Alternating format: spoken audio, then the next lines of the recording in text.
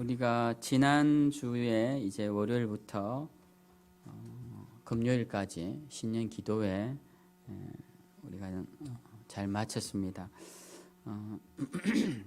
우리가 기도회 기간 동안에 회복해 되기를 소망하는 마음으로 우리가 기도하고 또 말씀을 나누었는데요. 우리는 오늘 이제 그 기도회 끝에 이제 또 한 번 더 회복해 하소서라는 주제로 말씀을 나누고자 합니다. 새해가 시작되면서 첫 주에 우리가 회복해 하소서라는 말씀 가지고 묵상을 했는데요. 그 본문의 말씀이 이제 에스라 말씀이었습니다.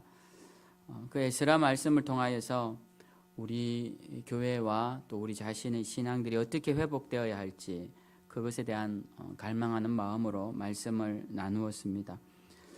우리가 기도회 기간에 묵상했던 그 에스라 말씀 그리고 또 느헤미야 말씀, 이 말씀들은 모두가 다 이제 이스라엘이 포로로 잡혀간 이후의 일들이죠. 그래서 이 포로로 잡혀가서 그 다음에 일어난 일들을 기록한 책들은 이 에스라와 느헤미야, 에스더 이렇게 세 권이라고 할 수 있습니다. 물론 예언서에도 몇 개가 나오지만 역사서에는 그 세 권이 전부인데요. 우리가 이 에스라 말씀을 통하여서 우리가 어떻게 하면 신앙이 회복되는 것인가 그 발자취를 한번 찾아보기를 바랐습니다. 그래서 그들이 회복된다라는 것은 일단 멀어졌다라는 것을 의미하죠. 그 이스라엘 백성들이 왜 멀어졌는가 하나님에게서, 그리고 그들이 고국에서 그들이 왜 잡혀왔는가에 대한 말씀을 우리가 묵상하면서 우리도 하나님 앞에서 바로 서지 못하면 또 하나님께서 이들처럼 우리를 멀리 또 내버려 두실 수도 있다. 이것을 늘 잊지 말고 우리가 신앙을 바로 잡아서 할 수 있을 때 회복해서 주님이 기뻐하시는 자리에 앉자. 이것을 이제 이런 마음을 회복시키기 위해서 지난 한 주간 주일부터 해서 6일 동안 말씀을 전해드렸습니다. 그래서 오늘 또 우리가 이 회복해 되기를 바라는 마음으로 이제 말씀을 나누고자 하는데요. 이스라엘 백성들이 페르시아에 있을 때, 이 지금 페르시아는 지금의 어디냐면 이란입니다. 이란. 그러니까 이란이고 그 옆에 이제 이라크가 있죠. 아라비아 반도에 그 이라크는 이제 바벨론입니다. 그러니까 이스라엘 땅이 지중해에 딱 붙어 있다면 그 옆에 바로 옆에 있는 나라가 바벨론, 이란, 이라크고 그 옆에 또 붙어 있는 나라가 이란이다. 이렇게 이 이란이 페르시아다. 이렇게 보시면 됩니다. 그러니까 페르시아에서 이스라엘로 돌아가는 길이 결코 쉽지가 않습니다. 이라크에서 바로 직선으로 가도 이스라엘까지 먼 거리지만 이 이란에서 또 가는 것은 더 먼 거리이기 때문에 이스라엘 백성들이 고국으로 돌아간다는 것은 굉장히 큰 결단이었습니다. 우리가 에스라가 고국으로 돌아갈 때 4개월에 걸려서 고국으로 돌아간 것을 보면 여러분 비행기만 한 30시간 타도 이 너무 먼 거리라 참 힘들다라고 하는데 4개월을 그렇게 간다라는 것은 굉장히 어려운 길이죠. 그래서 그 먼 길을 이스라엘 백성들이 돌아갔는데, 그래서 우리도 신앙이 빨리 돌아가야 한다. 우리의 원래 처음 사랑을 찾아야 되고 또 처음 받은 사명을 기억해서 그 뜨거웠던 자리로 돌아가야 된다. 이런 말씀을 드렸습니다.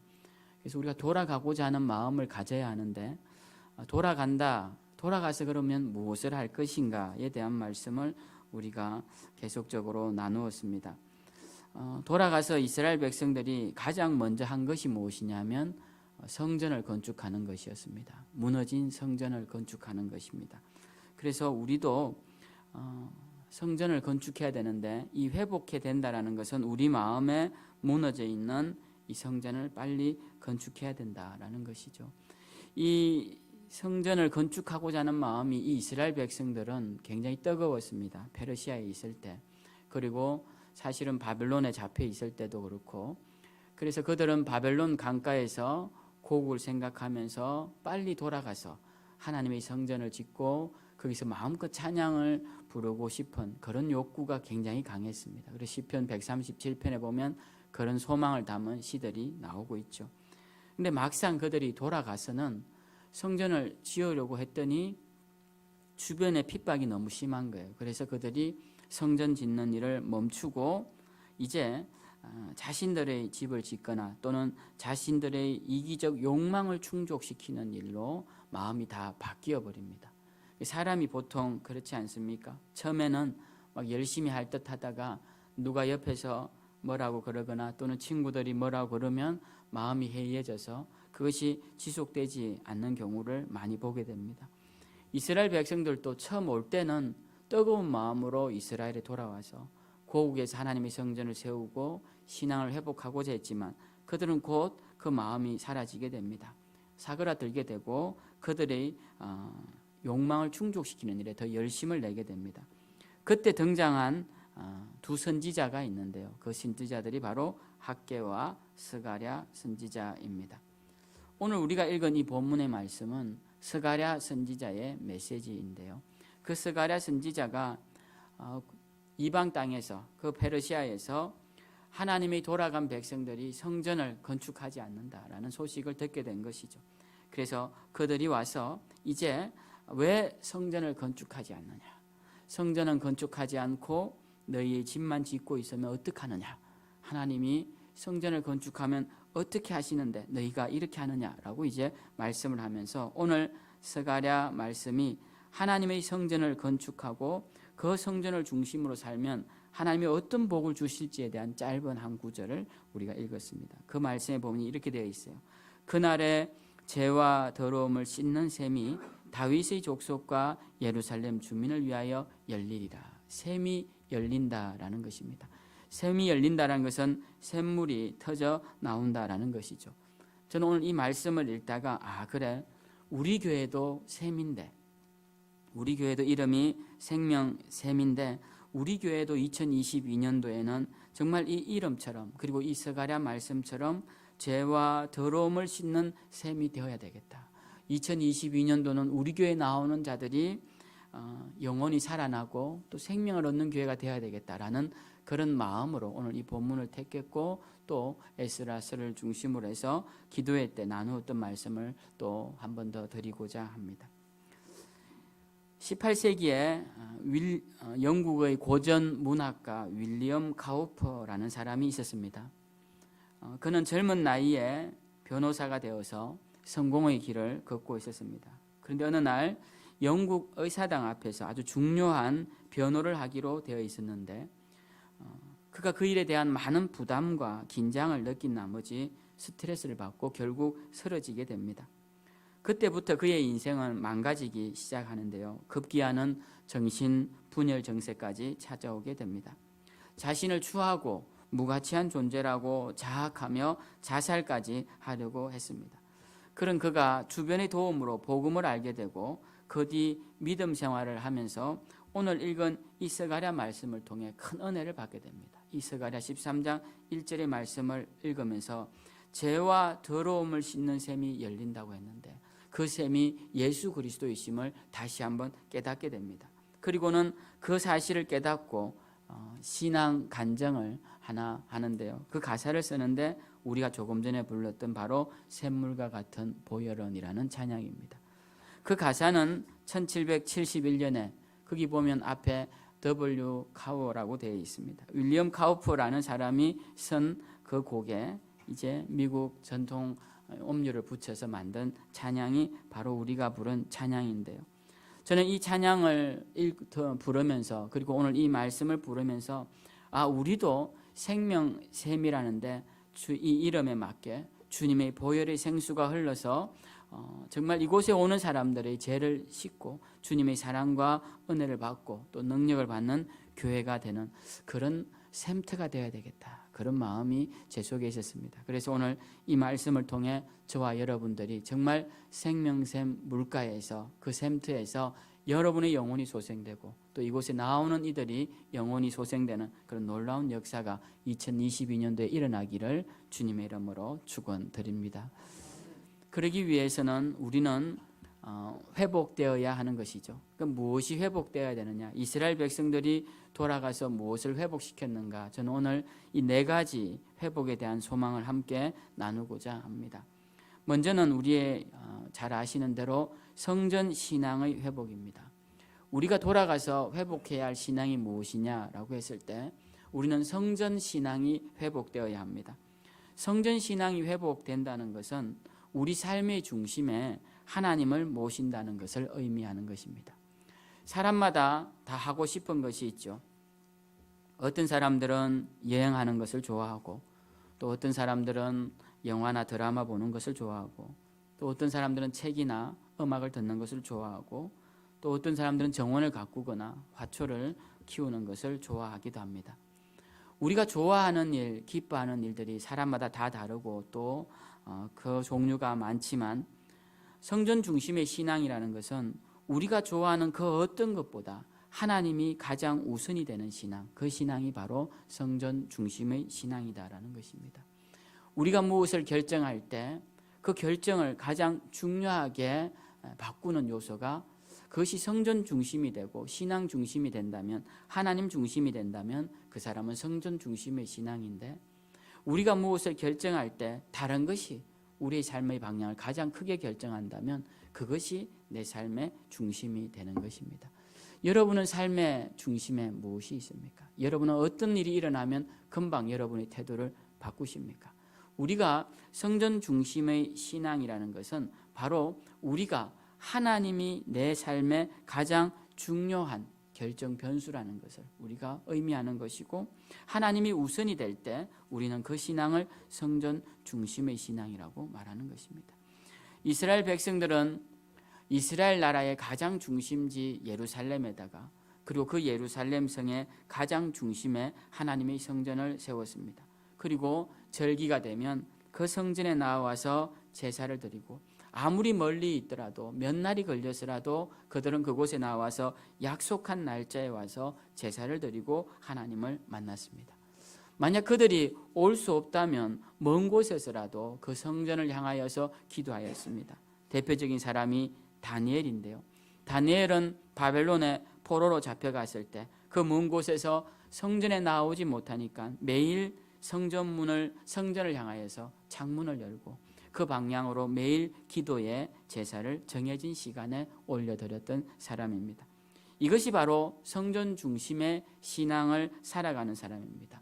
성전 중심의 신앙을 살아가는 사람은 그 삶의 중심을 들여다보면 하나님의 성전이 있는 것이고, 또 하나님이 그 삶의 중심에 있는 것을 보게 됩니다.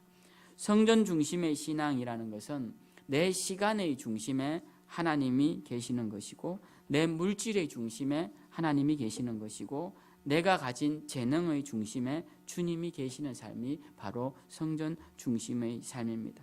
그렇게 하나님 중심으로, 성전 중심으로 살다 보면 여러분의 생명의 긴 시간 동안 또 그 인생의 긴 중심에 하나님이 계신 것을 발견하게 될 것이고, 돌아보았을 때 내 삶의 중심은 항상 하나님이 계셨다라고 고백할 수 있게 되는 것입니다.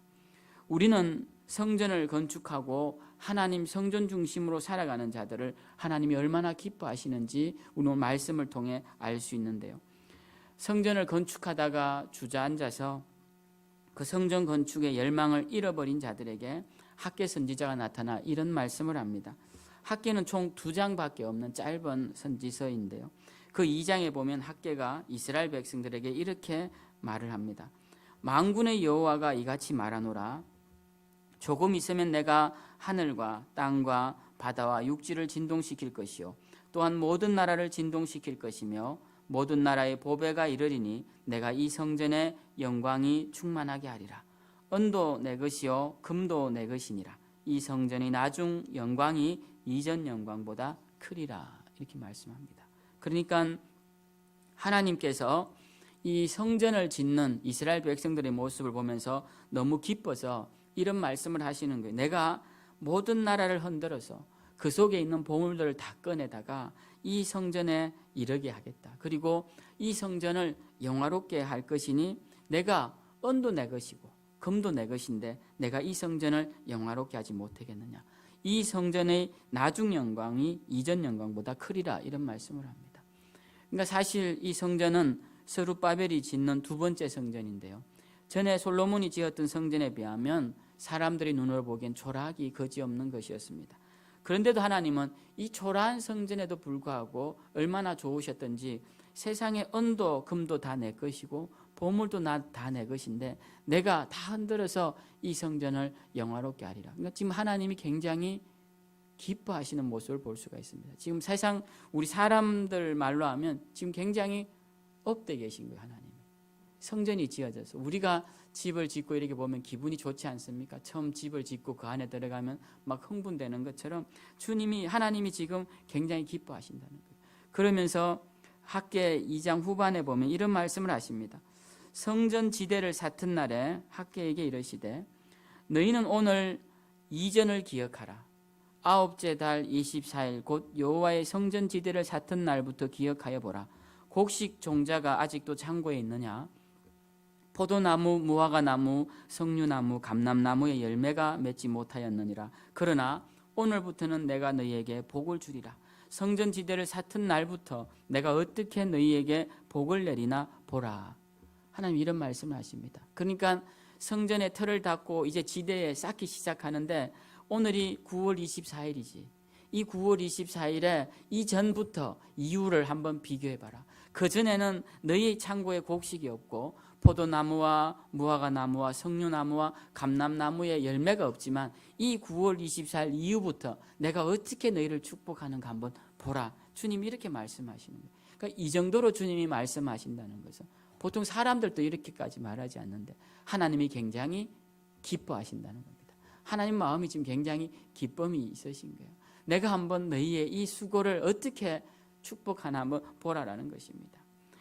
우리는 하나님의 성전을 쌓는다. 지금은 하나님의 성전을 쌓는 일이 눈으로 보이는 것만 의미하는 건 아니지만 우리의 심령이 하나님의 성전을 쌓고 하나님 중심으로 살아가는 일을 하나님이 얼마나 기뻐하시는지 모릅니다. 그래서 우리가 지금까지 내 삶에 있어서 하나님보다 더 중요한 내 의사결정의 변수로 작용했던 것을 다 내려놓고 그걸 다 치워놓고 하나님 앞에서 굉장히 부끄러운 일이고 하나님 싫어하시는 일이죠. 그래서 하나님을 가장 중요한 내 삶의 결정 요소로 놓고 하나님이 원하시는 것을 향해 나아간다면 오늘 이 날짜까지 말씀하시면서 9월 24일 이 날을 기억하라라고 하신 것처럼 우리에게도 삶의 터닝 포인트, 그 포인트를 통하여서 우리 삶이 어떻게 변화되는지를 보여주실 것입니다. 그러니까 여러분들이 이 말씀을 보면서 다시 한번 내 마음의 성전을 쌓아야겠다. 하나님이 기뻐하시는 하나님의 성전을 쌓고 이 성전을 내 심령의 중심에 세우고 항상 성전을 향해 내 마음을 세우고 하나님 기뻐하시는 일을 해야겠다 다짐하셔서 오늘 약속하신 이 학개에서 나오는 모든 축복들이 여러분의 삶 가운데 나타나시길 주님의 이름으로 축원드립니다. 두 번째로 우리는 성막신앙을 회복해야 합니다. 성막신앙의 회복은 성막이라는 것은 하나님의 성전이 세워지기 전에 광야에서 가죽으로 만든 텐트를 말하는 것이죠. 이 가죽으로 텐트를 치고 그 안에 하나님의 법궤를 두고 휘장을 막아서 지성소와 성소를 구분하던 그것이 바로 성막이었습니다. 이 성막신앙이란 무엇을 회복하는 것이냐? 우리의 삶을 하나님의 인도를 따라가는 것을 의미합니다. 성막에는 이렇게 성막을 치고 나면 이제 하나님의 임재가 그 성막 위에 임하는데요. 구름 기둥이 그 위에 임합니다. 그리고 밤이 되면 불 기둥이 그 구름 기둥 사이에 들어가게 되는데요. 이게 몇 날을 지나다가 이제 어느 날 구름 기둥이 성막 위에 떠오르면 이스라엘 백성들이 떠나야 할 준비를 해야 되는구나 그걸 알게 됩니다. 그래서 성막을 다 거두습니다. 다 해체를 해서 다시 짐을 실어서 짐승에 싣고 지고 이렇게 하면서 그 구름 기둥이 가는 곳을 향해 나아갑니다. 그리고 구름 기둥이 멈추면 그곳에 멈추어서 다시 또 성막을 다 세우고 거기에 법궤를 놓고 하나님 앞에 예배를 드립니다.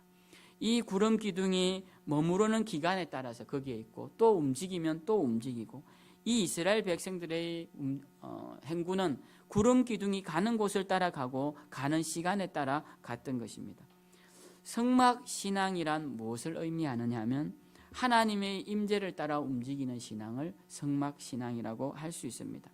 우리의 삶의 방향을 정할 때 우리는 어떻게 정합니까? 하나님의 임재를 바라보고 갑니까? 아니면 내 생각과 내 의지와 내 인생의 계획을 따라 갑니까?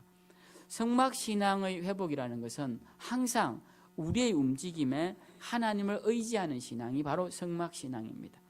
우리가 지금은 구름 기둥이 없습니다. 불 기둥이 없습니다. 눈에 보이는 그러한 것이 없습니다. 그렇기 때문에 우리는 어떻게 하나님의 임재를 따라 걸어갈 수 있느냐? 그것은 우리가 늘 무엇을 결정할 때마다 하나님께 기도하고 결정하는 것을 의미하는 겁니다. 가장 먼저 하나님께 기도하고 하나님께 여쭈어보고 하나님이 기뻐하실 일이 무엇인지를 생각하고 하나님의 응답을 받고 움직이는 것이, 그것이 바로 하나님의 임재를 체험하며 임재를 따라 걸어가는 자의 모습이다라는 겁니다.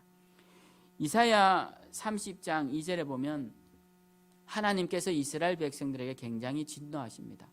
그들이 주변 강대국들 사이에서 늘 옴짝달싹하기 어려운 환경에서 그들은 어려운 일이 있을 때마다 또 다른 강대국들을 의지합니다. 이 나라가 힘들게 하면 저 나라를 의지하고 또 저 나라를 의지하면 밑에 나라를 의지하고 그렇게 의지를 합니다. 그러던 중에 이제 또 이 이스라엘 백성들이 아수르의 위기 가운데서 애굽을 의지하러 밑으로 내려갑니다. 그들이 애굽을 의지하는 모습을 하나님이 보시면서 이사야 선지자를 통해서 책망을 하시는데 어떻게 말씀하시냐면 2절에 보면 이렇게 말씀하세요. 그들이 바로의 세력 안에서 스스로 강하려 하며 애굽의 그늘에 피하려 하여 애굽으로 내려가시되, 이게 그 다음 말씀이 중요합니다. 나의 입에 묻지 아니하였도다, 이렇게 기록되어 있어요. 그러니까 이스라엘 백성들이 애굽을 의지하고 바벨론을 의지하고 이러한 것들이 약소국에 처한 현실이긴 하지만 중요한 것은 그들이 무엇을 하지 아니하였느냐 하면 하나님께 묻지 아니하였다라는 것입니다. 이것이 하나님 앞에서 큰 죄가 되었다라는 것이죠. 이스라엘이 하나님 앞에서 짓는 죄의 대부분은 하나님을 의지하지 않는 죄였습니다. 마치 하나님을 믿는다고 하면서도 하나님이 안 계신 것처럼 만들어버리는 것이죠. 우리가 아이들, 청소년 아이들이 이제 왕따를 시킬 때 보면 그 약한 아이들을 마치 투명인간 취급하는 것을 보게 됩니다. 그것은 그 아이에게 굉장히 큰 모욕을 주는 것이죠. 우리가 하나님을 믿는다고 하면서 무엇을 결정할 때마다 마치 하나님이 안 계신 것처럼 행동을 한다면 그것은 하나님을 모욕을 주는 겁니다. 하나님을 믿는다고 하면서도 중요한 결정에 하나님이 계시지 않은 것처럼 행동하는 것은 그것은 바로 난 크리스찬들이 하는 것과 똑같은 것이죠. 그래서 우리는 오늘 이 이사야 말씀을 통하여서 성막신앙의 회복이란 무엇이냐, 그것은 하나님께 늘 물어보고 행하는 삶이다라는 것을 우리가 잊지 말아야 합니다. 이것이 회복되면 하나님은 이것을 회복한 사람을 결코 내버려 두지 않으십니다. 이사야 30장에 책망하신 후에 만약 너희가 나를 의지하는 신앙을 회복한다면 내가 이렇게 축복할 것이다 라는 축복의 말씀이 나옵니다. 그 말씀에 이런 내용이 있어요. 너희가 오른쪽으로 치우치든지 왼쪽으로 치우치든지 네 뒤에서 말소리가 네 귀에 들려 이르기를 이것이 바른 길이니 너희는 이리로 가라 할 것이다. 여러분, 얼마나 귀한 말씀입니까? 여러분들이 인생길을 걸어가는데 오른쪽으로 가야 할지 왼쪽으로 가야 할지 선택은 해야 하는데 알지 못하여 한쪽 길을 가고 있을 때 그 길이 아니라고 누군가가 뒤에서 바른 길로 알려준다면 우리는 인생길을 걸어가는 내내 굉장히 편하고 안전하게 갈 수 있을 것입니다. 누군가가 위기에 처하면 위기를 알려주고 뒤에 위기가 찾아오면 앞으로 뛰어가라고 그러고 왼쪽에 있으면 오른쪽으로 돌아가라고 누군가가 뒤에 서서 내 방향을 인도해 준다면 얼마나 좋겠느냐라는 것입니다. 여러분, 우리는 삶을 살아가면서 우리의 지혜가 미련하다라는 생각을 할 때가 굉장히 많습니다. 우리가 이렇게 미련하구나라는 생각을 할 때가 많아요. 저도 마찬가지고요. 그럴 때마다 하나님께 기도할 때 하나님이 지혜를 주시고 갈 방향을 알려주신다면 그 삶이 얼마나 감사하고 복된 길이 되겠습니까? 주님이 이렇게 하시겠다라는 거예요. 우리에게 내가 네 뒤에서 네가 가야 할 길을 내가 알려주겠다라는 것입니다. 어떻게 하면? 성막신앙을 회복하면, 하나님께 여쭈어보고 하나님의 임재를 따라 걸어가면, 또 약속하십니다. 네가 땅에 뿌린 종자에 주께서 비를 주사 땅이 먹을 것을 내며 곡식이 풍성하고 기름지게 하실 것이며 그날에 네 가축이 광활한 목장에서 먹을 것이요 밭가는 소와 어린 나귀도 키와 새스랑으로 까부르고 맛있게 한 먹이를 먹을 것이라. 그러니까 씨를 뿌렸더니 그 씨를 뿌리자 하나님이 시기적절하게 비를 내려주시고 그 땅을 기름지게 하셔서 곡식이 너무 풍성하게 자라니까 어린 소와 나귀도 껍데기를 먹는 것이 아니라 알곡을 먹을 정도로 쇠고랑으로 까부르고 맛있게 한 먹이를 먹을 정도로 곡식이 풍성하게 해줄 것이다 라고 약속을 하십니다. 그러니까 얼마나 큰 축복입니까? 그 중동 지역 더운 나라에 하나님께서 뿌리는 씨앗에 비를 주시고 풍요를 주시겠다고 하니 얼마나 큰 축복이냐는 것이죠. 이뿐만 아닙니다. 주님이 크게 살육하는 날 망대가 무너질 때에 고산마다 줄령마다 그 뒤에 개울과 시냇물이 흐를 것이며 여호와께서 자기 백성의 상처를 삼으시며 그들이 맞은 자리를 고치시는 날에는 달빛은 햇빛 같겠고 햇빛은 7배가 되어 7날의 빛과 같으리라. 제가 정말 좋아하는 말씀인데요. 달빛이 햇빛 같고 햇빛이 7날의 빛과 같을 것이다 라는 말씀입니다. 어떨 때 세상이 사륙당하고 어려울 때 하나님을 의지하는 자, 하나님의 임재를 따라가는 자는 하나님의 임재를 따라 줄령마다 고산 뒤에 있는 그 개울물에서 시냇물이 흐르는 그 안전한 곳에서 하나님이 그들을 싸매어 주시고 치유의 빛을 비추어 주실 때 달빛을 햇빛 같게 그 해의 빛을 7날의 빛과 같이 비추어 주셔서 우리를 회복시켜 주시겠다는 말씀입니다. 얼마나 감사한 말씀입니까? 우리가 아플 때 병원 가면 사람이 째지 말아야 할 방사선을 째죠. 그 병을 죽이려고. 그렇게 여러 번 우리 몸에 빛을 비춥니다. 하나님이 우리에게 뭐라고 말씀하시냐면 하나님이 만드신 세상이 없는 하나님만의 빛으로 우리에게 비추어서 우리를 회복시키신다는 거예요. 상처받은 영혼들에게, 상처받은 심령들에게. 그래서 우리가 소망할 것은 하나님의 빛을 소망할 것이 아니라 하나님의 임재를 소망하고 하나님의 임재를 따라가고자 하는 마음이 회복된다면 우리는 하나님의 빛 가운데로 들어가게 된다는 것입니다. 그래서 우리는 성막신앙을 회복해야 돼요. 성막신앙을 회복해서 하나님 가시는 곳에 제가 있습니다.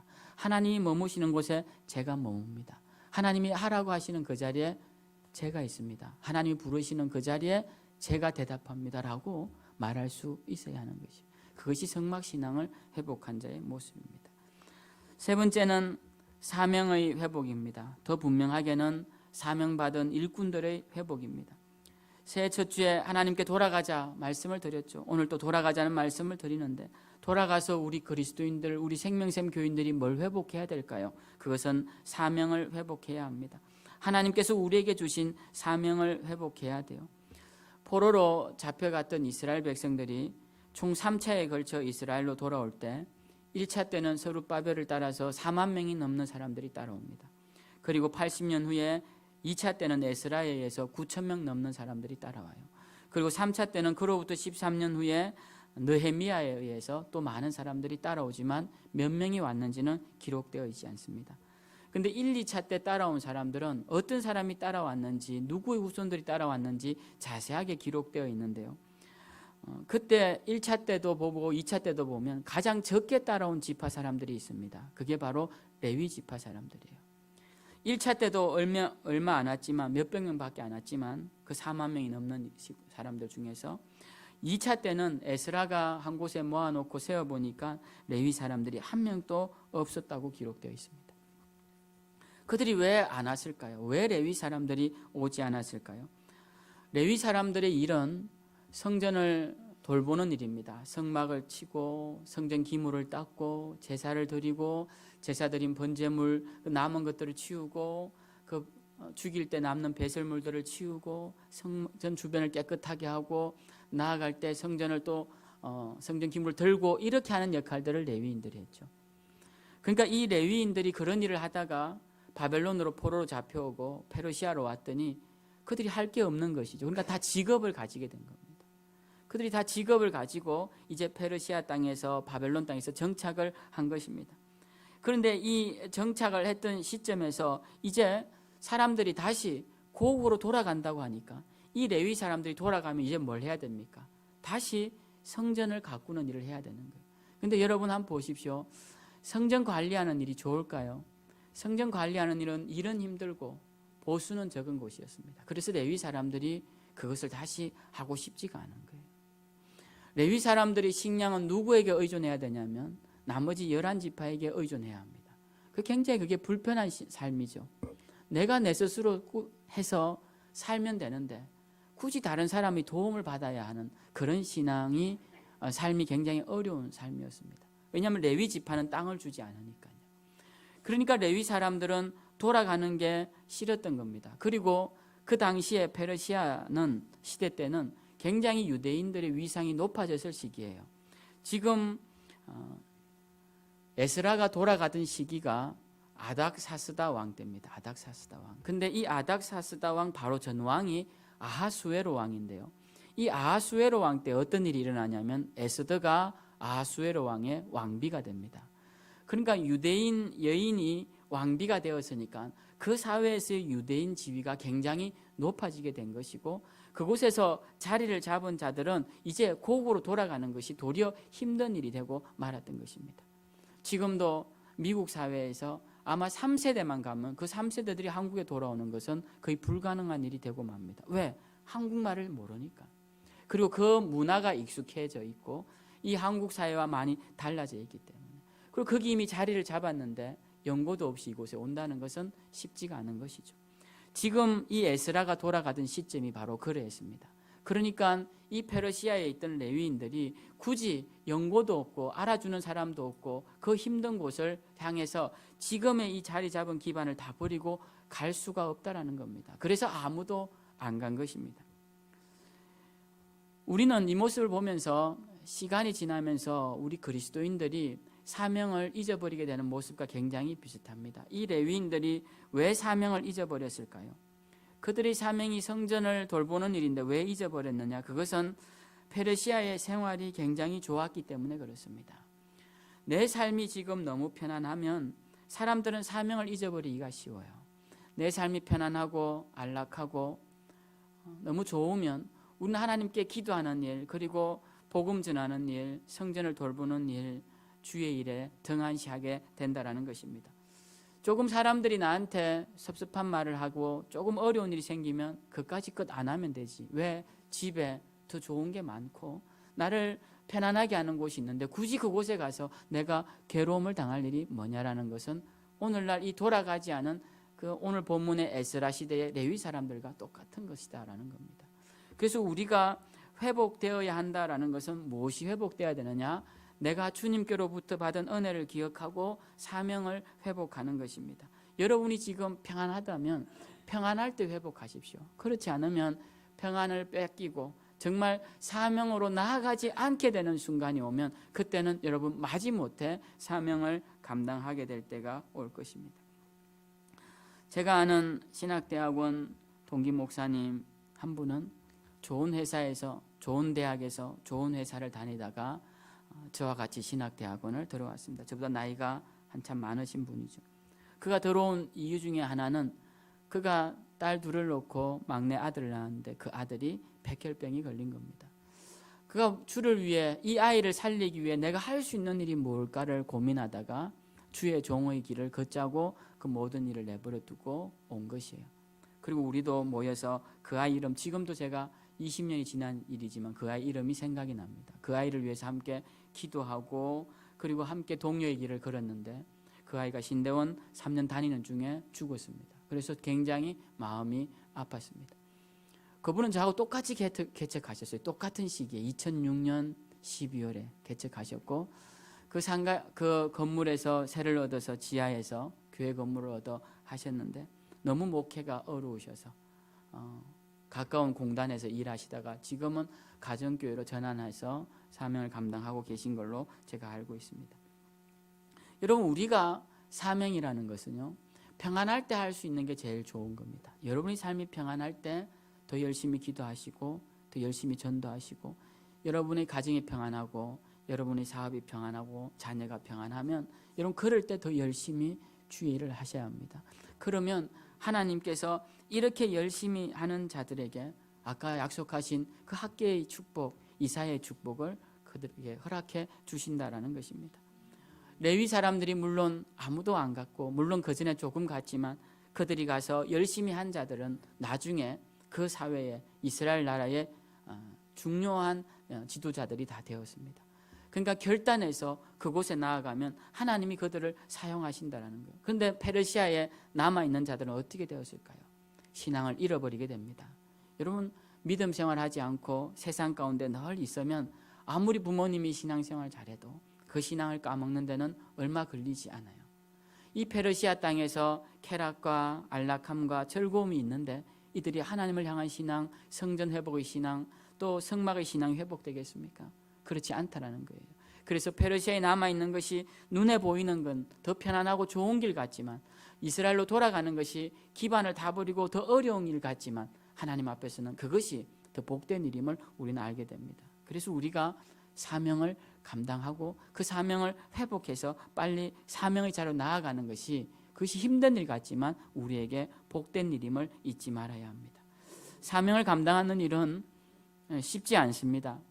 한번 반짝하고 하는 일이야 쉽고 좋지만 지속적으로 사명을 감당하는 것은 쉬운 일이 아니에요. 그렇기 때문에 우리는 주의 일을 꾸준하게 해야 합니다. 내가 힘들고 어려울 때도 하고 기쁘고 좋을 때도 하는 겁니다. 기쁘고 좋을 때만 하는 것은 그건 절대 사명이 아니에요. 힘들고 어려울 때도 하는 것이 사명입니다. 주님은 우리에게 달란트 비유를 하시면서 한 달란트 받은 자가 되지 말라고 하세요. 그 한 달란트 받은 자도 다 똑같은 달란트인데 그는 그 달란트를 땅에 묻어둡니다. 오늘날 우리 교회에도 재능을 받은 자들이 있는데 은사를 받은 자들이 있는데 그 능력을 땅에 묻어두고 주님 오시는 날 주님 보십시오 제가 이것 현상 유지했습니다 라고 할 자들이 있다라는 것입니다. 주님은 그런 모습을 기뻐하시지 않습니다. 내가 받은 달란트가 한 달란트든 아니면 반 달란트든 그것을 가지고 열심히 해서 주님 제가 이렇게 열심히 해서 얼마 되지 않지만 이렇게 남겼습니다 라고 말하는 것을 하나님이 더 기뻐하신다라는 것입니다. 사명은 영광의 자리, 면류관의 자리가 아닙니다. 사명 감당하다가 여러분 조롱을 듣거나 비아냥을 듣는다고 괴로워하지 마십시오. 원래 사명의 자리는 그런 자리입니다. 남들이 좋아하고 우러러보는 자리는 사명의 자리가 아닐 가능성이 굉장히 큽니다. 그것은 우리의 욕심을 따라간 자리일 수가 있습니다. 사명은 힘들고 어렵고 높아지지 않는 자리가 사명의 자리일 가능성이 굉장히 크다라는 것입니다. 주님은 5달란트를 받은 자가 열심히 해서 5달란트를 남기니까 그 한 달란트를 묻어둔 자의 그 한 달란트를 빼앗아서 그 자에게 주십니다. 이것이 하나님의 축복의 원리입니다. 하나님은 모든 사람에게 똑같은 축복을 주시지 않습니다. 하나님은 열심히 하는 자에게 게으른 자의 것을 빼앗아 더 주시는 분이 하나님이십니다. 주님의 사명을 감당하려고 노력하고 헌신하는 자에게 그걸 더 잘할 수 있도록 힘과 능력을 주시고 그 힘과 능력을 받아 더 열심히 하는 자에게 더 잘할 수 있도록 또 축복을 주시는 분이 바로 하나님이신 거예요. 그래서 우리는 이 하나님의 선이 계속 반복되는 이 축복의 원리를 기억하시고 하나님 앞에 충성하는 것이 곧 내가 사는 길임을 기억하시고 2022년도 하나님의 사명을 꼭 회복하시는 저와 여러분들 다 되시길 주님의 이름으로 축원드립니다. 마지막으로 우리는 성벽신앙이 회복되어야 합니다. 바벨론의 포로로 잡혀갔다가 돌아온 이스라엘 백성들이 맨 처음 성전을 회복하고 그 다음에 에스라를 통하여서 예배와 말씀을 통해 이스라엘 백성들, 선민으로서의 이스라엘 백성들의 사명을 회복시켰다면 나중에 온 느헤미야는 성벽을 재건하였습니다. 이 성벽 재건이 의미하는 오늘날 현대적인 의미는 무엇일까요? 그것은 바로 공동체 신앙의 회복입니다. 이스라엘은 철저하게 공동체 신앙이었습니다. 그들 중에 누군가가 잘못하면 하나님은 그 공동체 이스라엘 전체를 책망하셨습니다. 대표적인 사건이 이제 아이성 사건인데요. 이스라엘 백성들이 광야길을 헤매다가 드디어 가나안 땅으로 들어갑니다. 들어가려니 맨 입구에 서쪽에서 들어갈 때 맨 입구에 여리고성이 탁 앞에 있습니다. 그 성은 견고하기로 예전부터 유명한 성이었습니다. 큰 성이요 견고한 성이었습니다. 그런데 하나님께서 이 성을 이길 수 있다라고 말씀하시면서 이 성을 매일 한 바퀴씩 돌아라.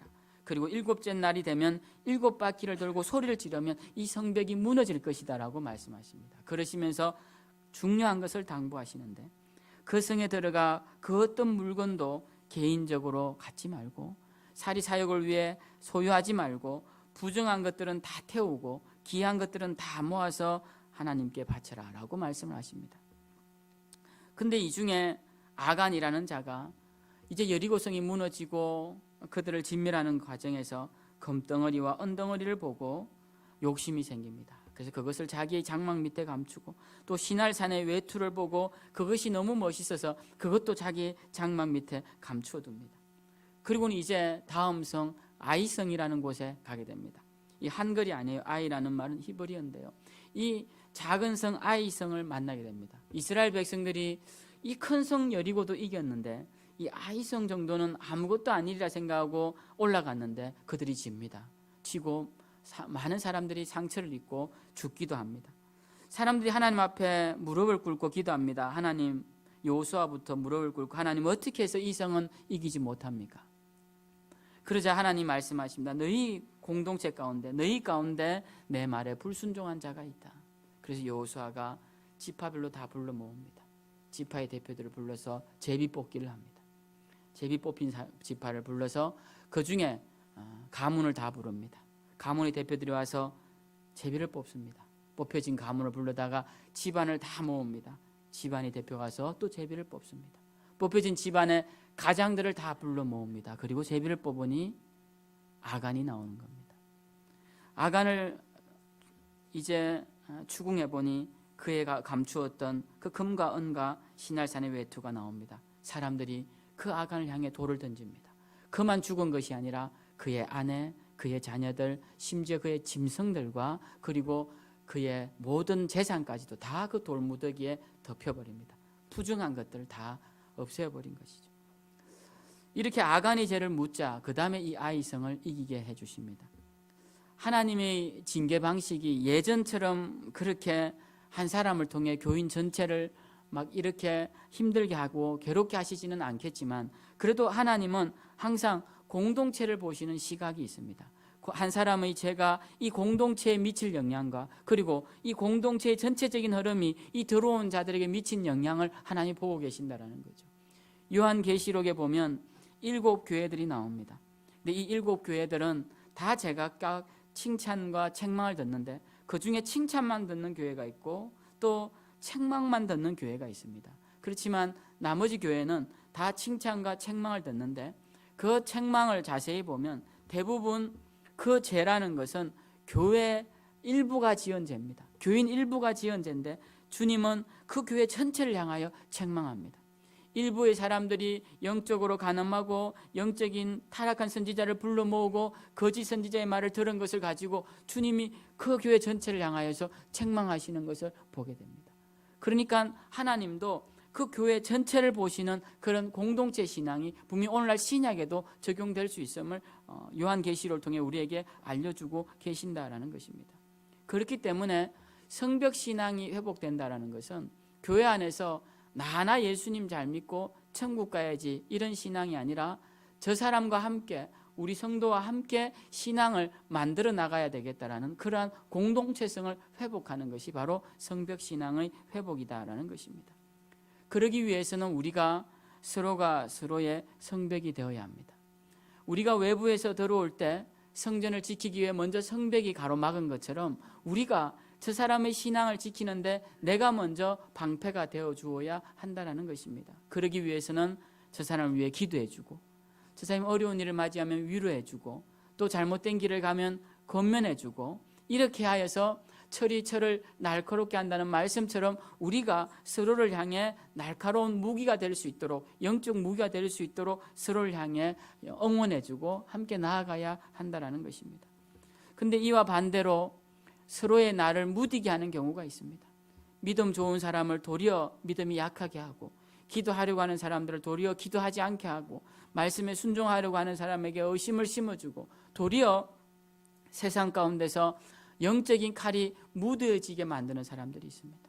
이렇게 하면 둘 다 망하는 것이죠. 둘 다 망하고 그렇게 하나 둘 망하다 보면 교회가 망하게 되는 것을 보게 됩니다.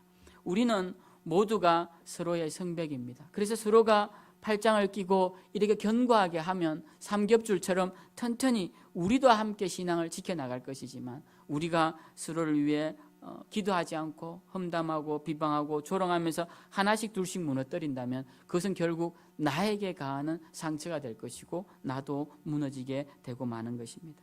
그래서 우리는 성벽신앙이 회복되어야 합니다. 성벽신앙이 회복되는 것은 늘 다른 사람을 위하여 기도하고 격려해주고 잘한다 칭찬해주고 독려해줘서 힘을 내게끔 하는 것이 성벽신앙의 회복이라는 것입니다. 여러분 지금 어떻습니까? 여러분의 삶이, 여러분의 신앙이 지금 성벽신앙입니까? 아니면 도리어 성벽을 잡고 흔드는 신앙입니까?